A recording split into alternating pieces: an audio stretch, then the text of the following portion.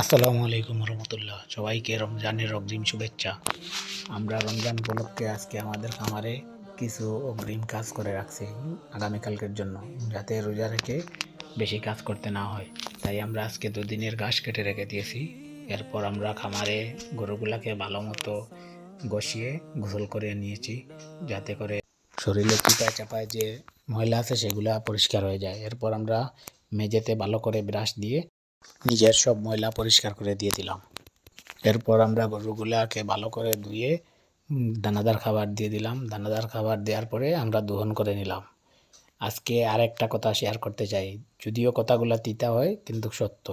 কারণ আমাদের আজকে অনেকগুলা কল আসছে, প্রায় 50-60টার মতো। সবাই শুধু আজকে দুধ চায়। আমাদের সমস্যা হলো, রমজান আসলে সবাই দুধ খাবে, বাকি 11 মাস আর কেউ দুধ খাবে না। রমজানে 29 রমজান পর্যন্ত দুধ নিবে। আর আমরা আমাদের দুধগুলা 365 দিন বিক্রি করতে হয়। এটা কেউ চিন্তা করে না। কারণ আমরা 12 মাস কোম্পানির সাথে বা কোনো দোকানের সাথে দুধ দিয়ে থাকি। খুচরা তেমন আমাদের কোনো কাস্টমার নাই। যারা আছে তাদেরকে আমরা রমজানেও দেওয়ার চেষ্টা করি, তাদেরকে আমরা করি না।